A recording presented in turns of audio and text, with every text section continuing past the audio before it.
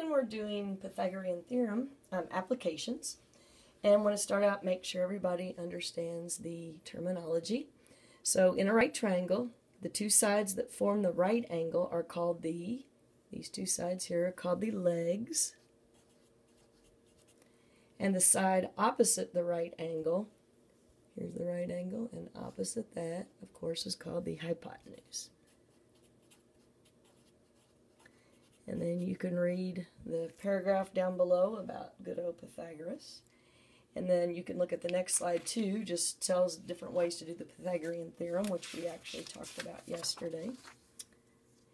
And now we're going to look at some problems where we have to find one of the sides. And these two problems we have to find the hypotenuse. So in this first one we can do it together, and then I'll let you do that one on your own. You can pause it and then come back and see if you did it correctly. So we have, we know the Pythagorean theorem, of course, is a squared plus b squared equals c squared. And so we're going to put in for a, 12 squared, plus b will be 16 squared, because that's both of the legs, and we're trying to find the hypotenuse, and it's squared. So 12 squared is 144, 12 times 12, plus 16 squared is 256. You can do that on your calculator, equals c squared. And when we add those together, we get 400 equals c squared. Now we need to get c alone. So if we take the square root of c squared, the square root means what times itself gives me c squared. Well, of course, that's c, and we want to get c alone. And so what times itself gives me 400? That would be 20. So our answer on that first one is 20. All right, the second one, if you would pause it and then come back and see the solution. All right, so for a squared, we'll use 15 squared plus 11 squared equals c squared. And 15 squared is 225 plus 11 squared is 121 equals c squared. And 225 and 121 is 346, and that's c squared. So to solve, we're going to take the square root of both sides, because whatever we do to one side, we have to do to the other to keep it balanced. And we took the square root of c squared because it's c, and that's c alone. And the square root of 346 is approximately 18.6, so we're going to turn this into a squiggly equal sign. All right, so our next two, this time we have to solve for a leg. And when we look at our legs here, we're going to look at B.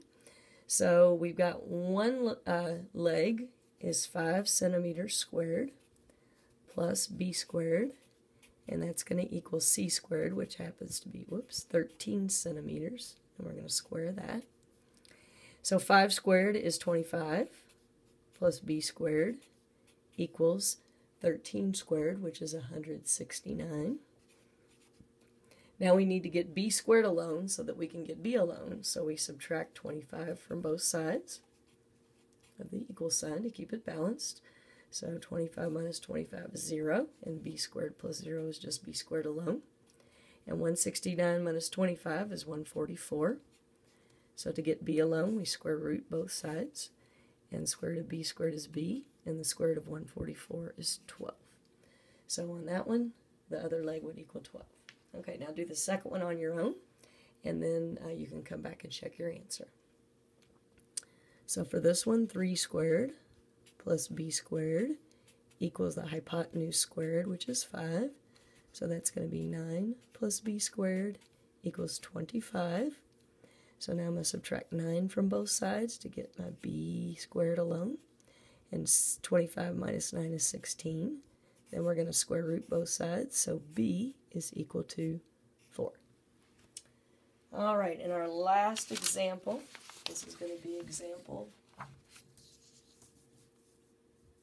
on a fence. So it says each rectangular section of a fence is braced by a board nailed on the diagonal of the section. The fence is 6 feet tall and the brace is 10 feet long. What is the length of this section? So let's underline important information. So we've got a rectangular section of a fence, and it's braced by a board nailed on the diagonal. Okay, the fence is 6 feet tall. The brace is 10 feet long. And the question is, what is the length of the section? All right, so let's draw a picture first. I think that's always a good thing. So we have a rectangular fence, and we know that it's braced by a board along the diagonal, so that'll be our board. We know that the fence is 6 feet tall, so this is 6 feet here. We know the brace is 10 feet long, and we want to know what the length of the fence is. So up here could be our length, and I'm just going to call it A. And this leg will be B over here, the 6 foot, and then our hypotenuse will be 10. So we're going to go A squared plus B squared, which would be our 6 feet. We're going to square that, equals C squared, which would be 10 feet squared.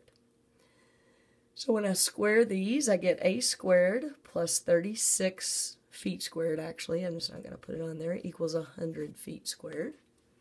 And now I'm going to get the A squared alone, so I'm going to subtract 36 from both sides.